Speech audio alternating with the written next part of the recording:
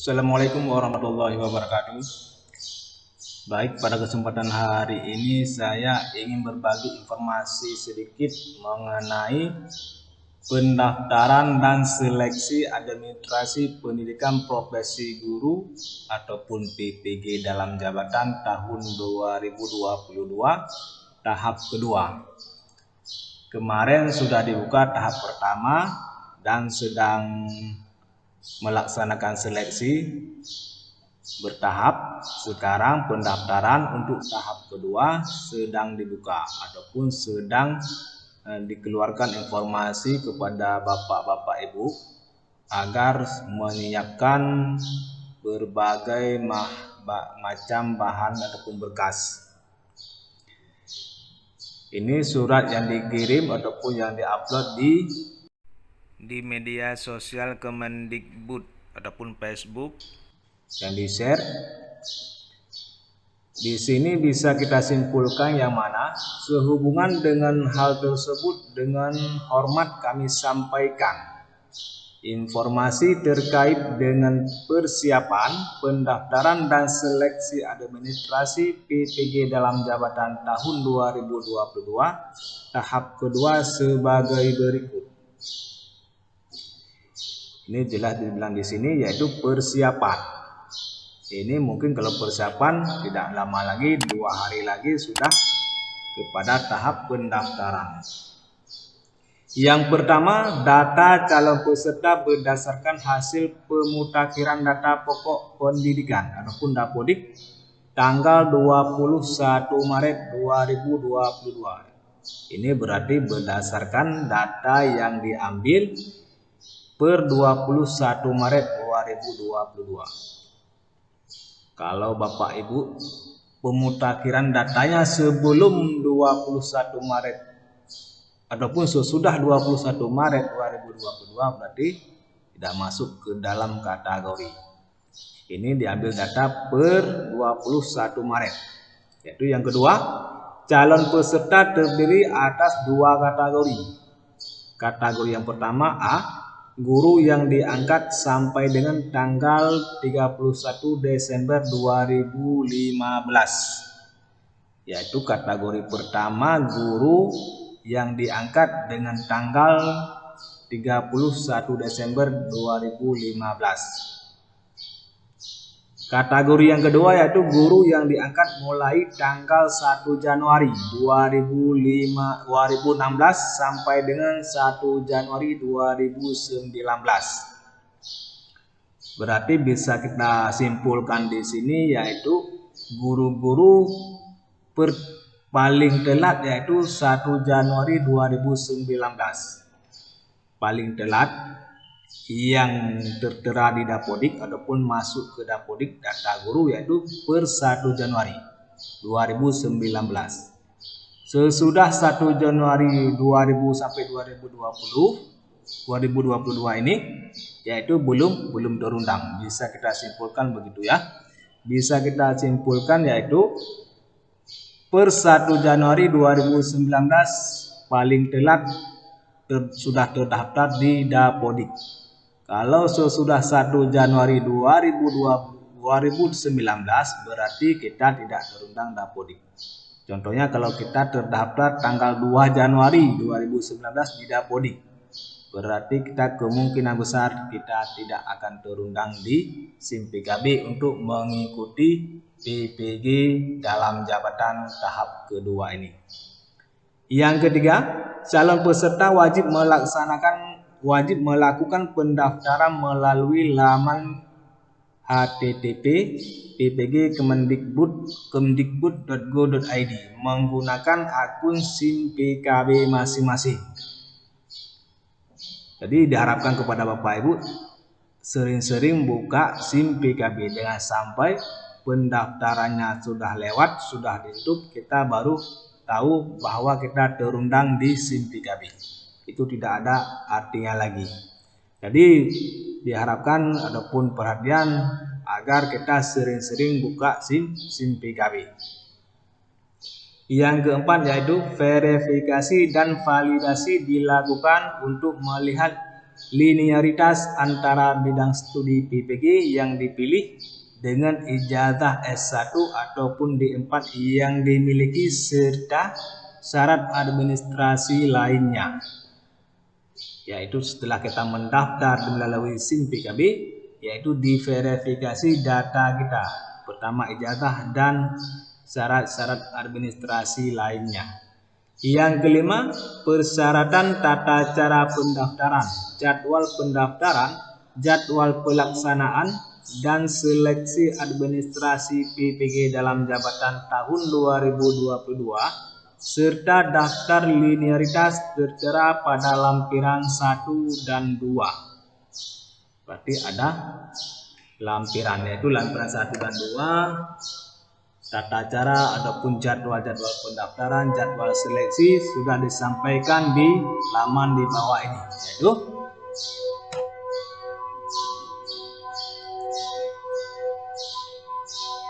ya.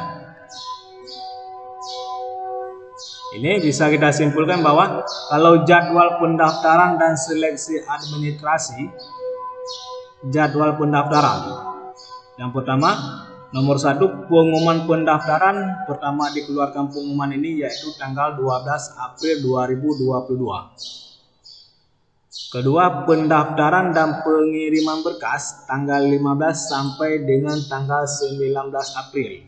Berarti Bapak Ibu baru bisa mendaftarkan yaitu per tanggal 15 sampai dengan tanggal 19 April 2022. Setelah mendaftarkan, perbaikan berkas tanggal 15 sampai dengan tanggal 25 April. Tanggal 15 sampai tanggal 25 April. Setelah kita mendaftar tanggal 15 sampai tanggal 19, berarti diverifikasi dulu, dicek dulu, Mas, kalau memang ada yang keliru ataupun yang salah ditolak, tetapi kita masih diberi kesempatan untuk memperbaiki berkas, yaitu tanggal 15 sampai tanggal 25 April. Verbal oleh petugas tanggal 15 sampai tanggal 20 April. Pengumuman hasil seleksi administrasi ataupun pendaftaran disampaikan yaitu tanggal 29 April. Berarti ini durasinya tidak panjang, Bapak. Tidak panjang, yaitu tanggal 19 batas pendaftaran. Tanggal 25 batas perbaikan berkas. Tanggal 27 batas verbal oleh petugas.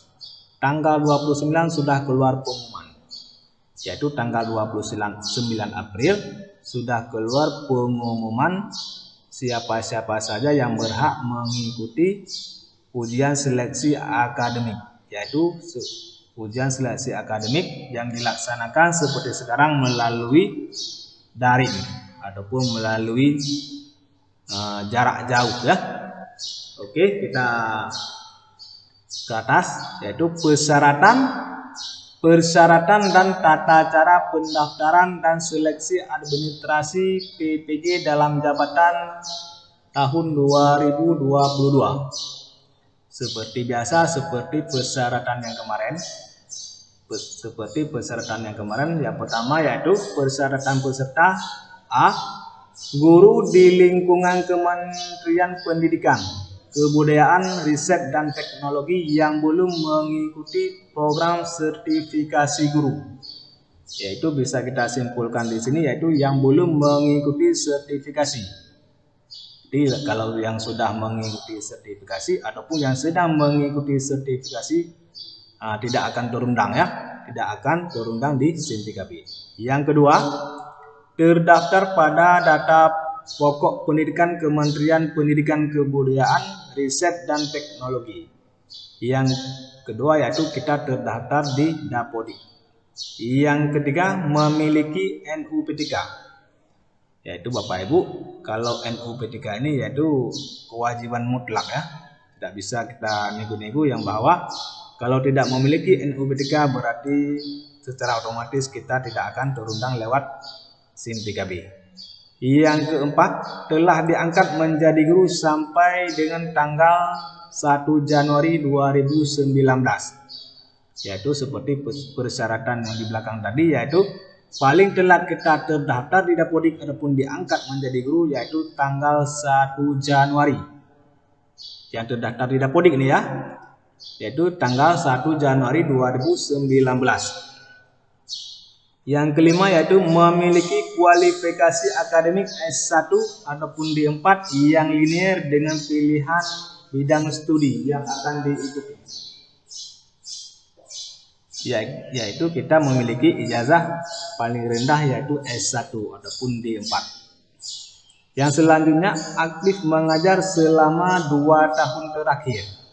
Berarti kita aktif mengajar 2 tahun terakhir ini, yaitu ini tahun 2022, tahun 2021 itu kita sedang aktif mengajar ya. Kita aktif mengajar selama 2 tahun terakhir. Ini nanti dibuktikan dengan surat dari kepala sekolah ataupun dari dinas ya. Yang selanjutnya berusia setinggi-tingginya 58 tahun. Dihitung sampai dengan tanggal 31 Desember 2022, yaitu minimal umur kita 58 tahun per tanggal 31 Desember 2022. Sehat jasmani dan rohani, bebas narkoba dan zat adiktif lainnya ataupun bebas nafsa. Yang selanjutnya yaitu berkelakuan baik ya.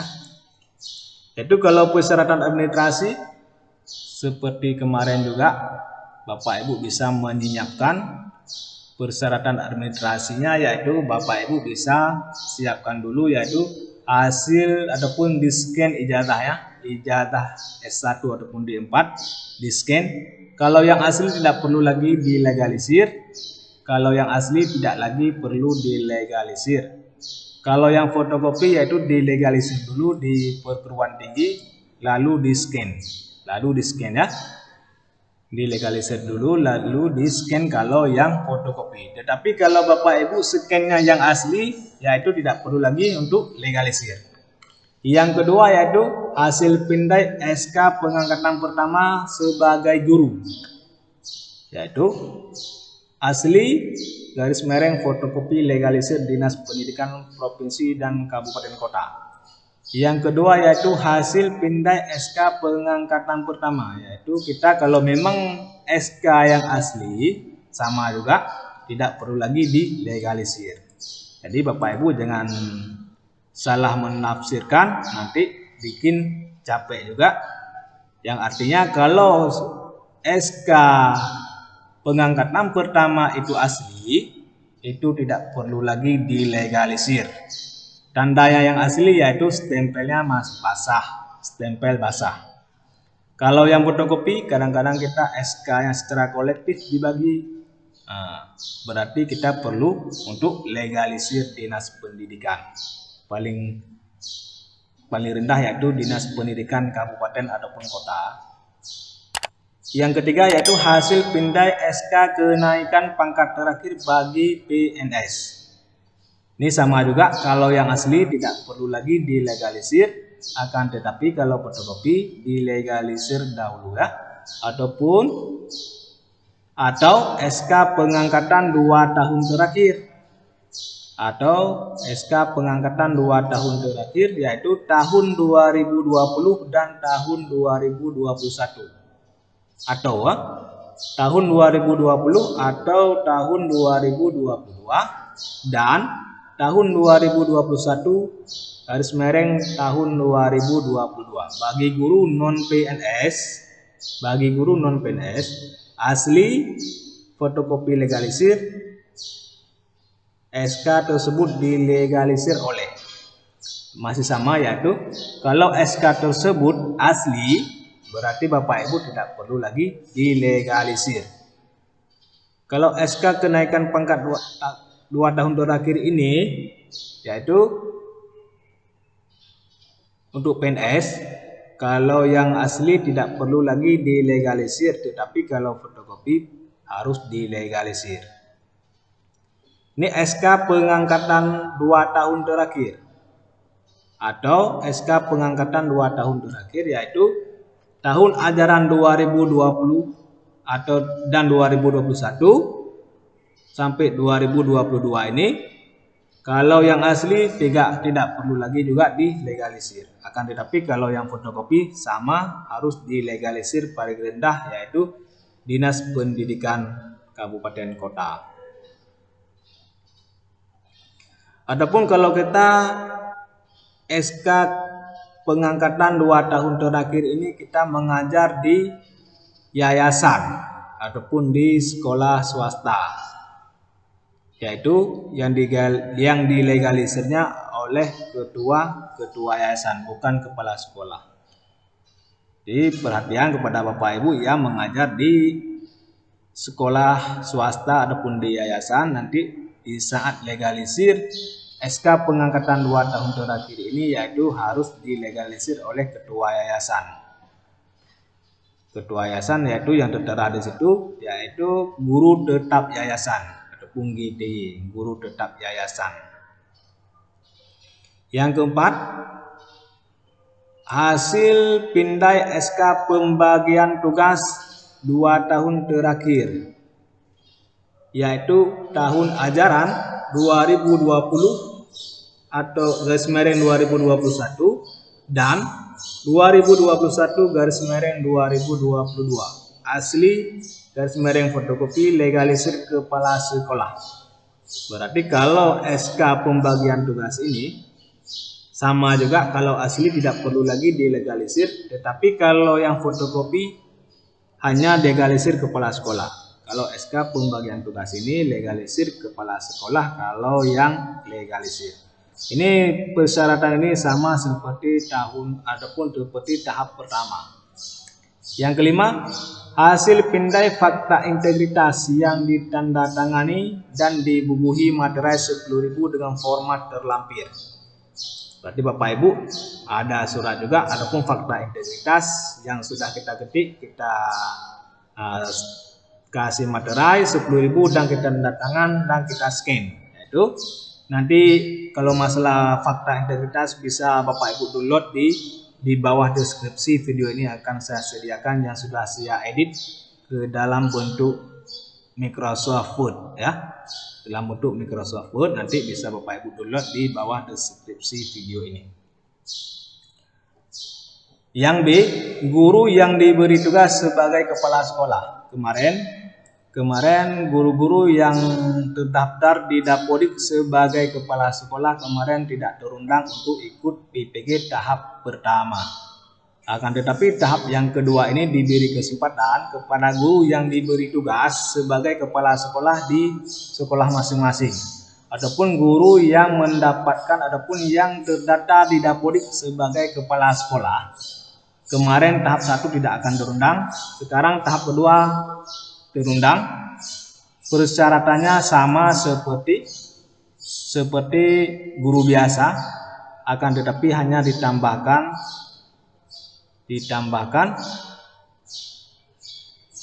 yaitu yang nomor 3 ini, ditambahkan hasil pindai SK pengangkatan terakhir kepala sekolah. Berarti kita tinggal memindai SK pengangkatan terakhir sebagai kepala sekolah. Kalau asli tidak perlu lagi dilegalisir, akan tetapi kalau fotokopi harus dilegalisir oleh Dinas Pendidikan Kabupaten atau Kota ataupun ketua yayasan untuk kepala sekolah, bukan PNS. Kalau kita PNS yaitu legalisir oleh Dinas Pendidikan Kabupaten Kota.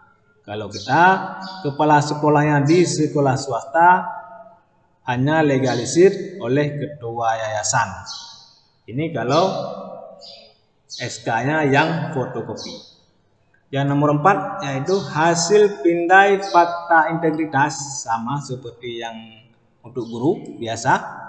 Fakta integritas yang dibubuhi materai 10.000 dengan format terlampir. Nanti Bapak Ibu bisa download fakta integritasnya di bawah deskripsi video ini ya.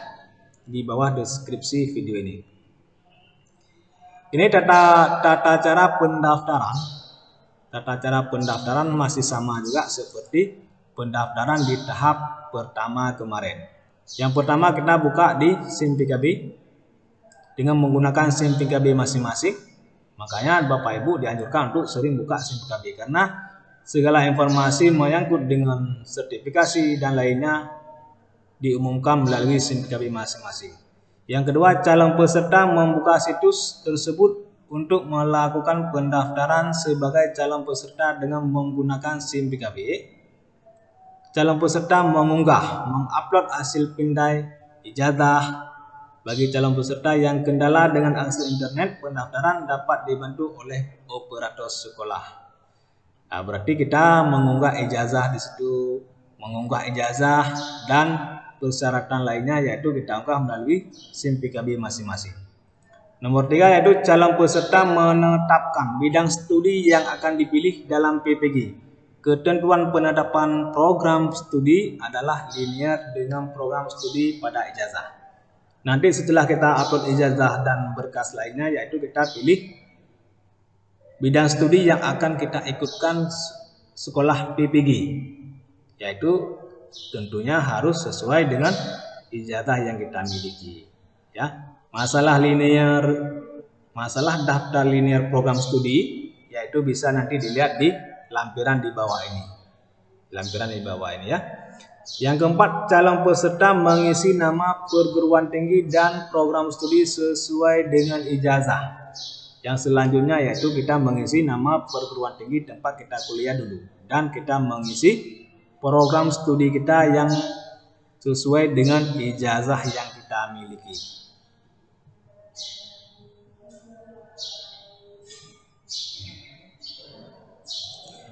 Dan selanjutnya itu guru dapat memilih bidang studi pada jenjang yang berbeda dengan mata pelajaran yang diampu saat ini. Contohnya, calon peserta mengajar di sekolah SD memiliki S1 ataupun D4 program studi ekonomi.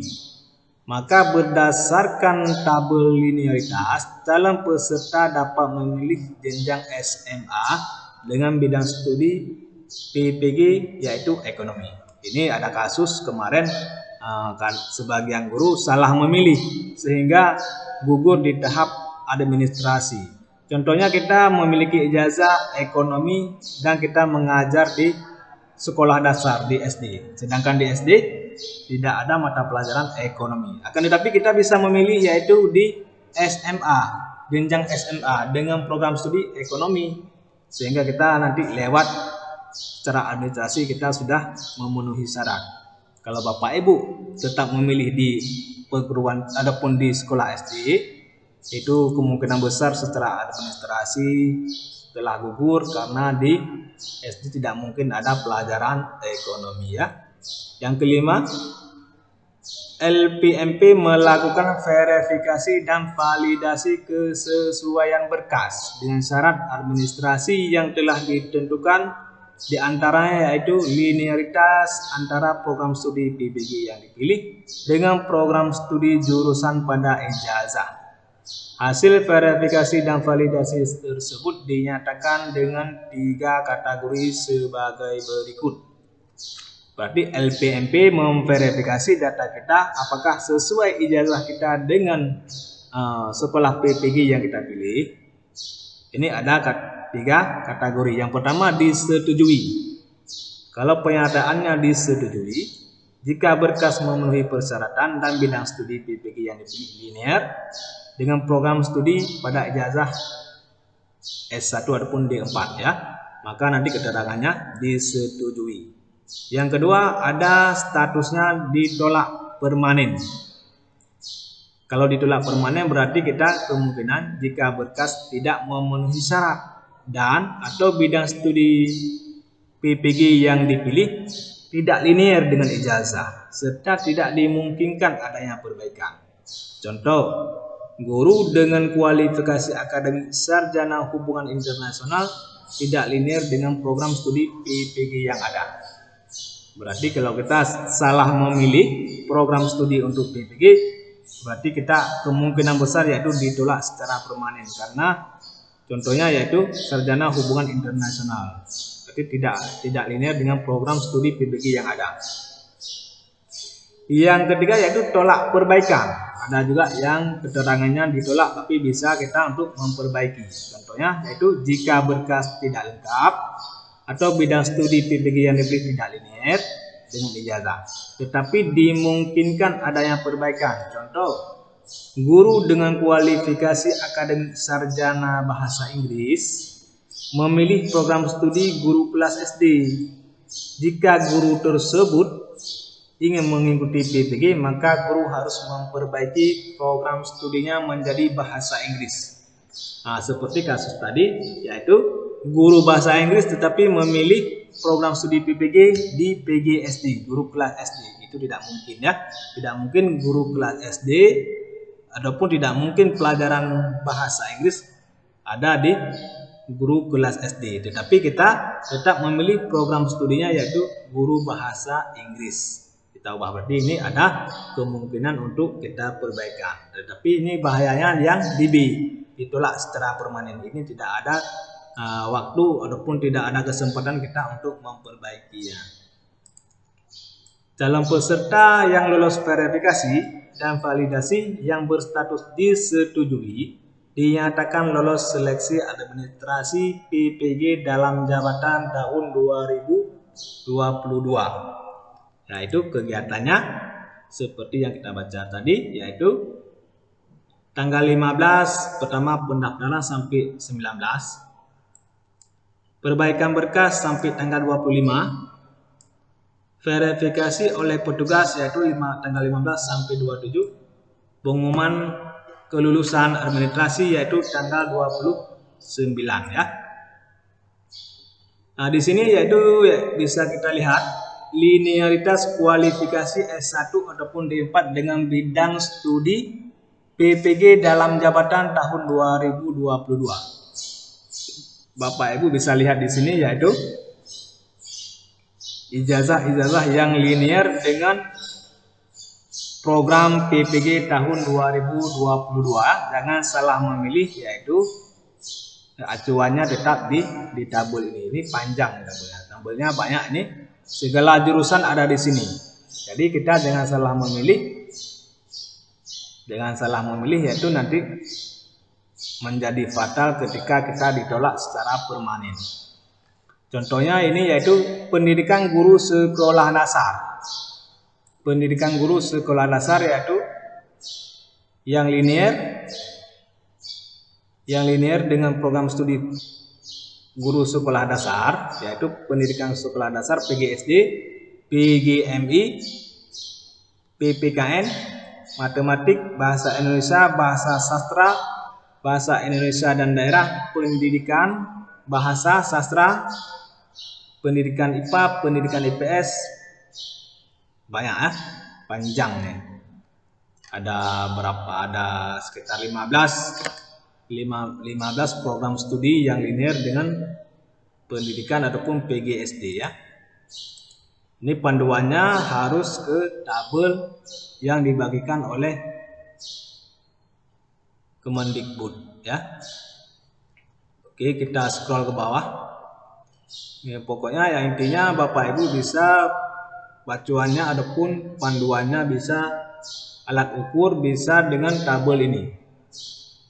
Alat ukurnya tetap dengan tabel ini ya.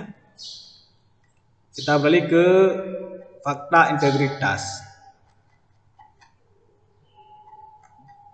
Ini ada 30 halaman ini. Ini fakta integritas. Ini fakta integritas ini nanti bisa Bapak Ibu download di bawah deskripsi video ini yang sudah saya ubah ke dalam bentuk Microsoft Word. Tinggal Bapak Ibu tuliskan nama. Ini fakta integritas. Ini jangan dihapus. Ini lampiran ini jangan dihapus. Tetap cuma hanya Bapak Ibu mengisi nama, NIP. Kalau sudah PNS ataupun mempunyai NIP, Bapak Ibu isikan NIP. Tetapi kalau memang belum PNS, belum mempunyai NIP, Bapak Ibu bisa menulis yaitu NIK, nomor induk kependudukan, yaitu nomor KTP. Kalau bahasa lainnya nomor KTP, tempat dan tanggal lahir, nomor NUPTK-nya ditulis, unit kerja. Unit kerja contohnya kita di SD negeri berapa ataupun di SD swasta. Nah, itu ditulis dengan jelas, dan alamat unit kerja. Alamat sekolah kita mengajar. Alamat sekolah kita mengajar. Di sini ditulis juga, yaitu ini di sini ditulis nama kota Bapak Ibu mengajar. Nama kota sekolah Bapak Ibu mengajar. Ditulis nama. Kalau Bapak Ibu mempunyai NIP sudah PNS, yaitu ditulis NIP, nomor induk pegawai. Tetapi kalau Bapak Ibu belum mempunyai NIP, belum PNS, yaitu tuliskan saja nomor induk kependudukan ataupun NIK, nomor KTP ya. Nah, hanya begitu. Jadi jangan lupa juga dikasihkan materai dan ditandatangani kena materai. Hanya itu yang dapat saya bagikan pada hari ini. Kalau memang ada pertanyaan ataupun yang keliru, mohon di komen di bawah ini agar sama-sama kita perbaiki dan sama-sama kita cari solusi demi tercapainya program PPG tahun 2022 ini.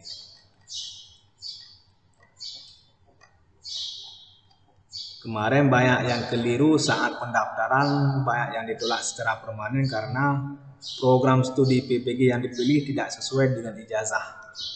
Program yang dipilih tidak sesuai dengan ijazah yang Bapak Ibu miliki, sehingga banyak yang kemarin yang ditolak secara permanen tidak ada kesempatan untuk memperbaikinya.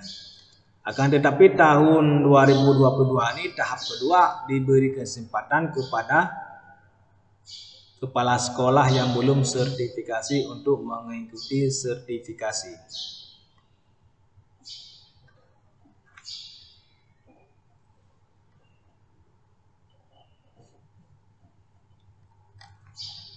Hanya sekian yang dapat saya bagikan pada hari ini. Mohon bantuannya untuk di-subscribe channel kami agar mendapatkan video-video terupdate lainnya mengenai dunia pendidikan dan teknologi.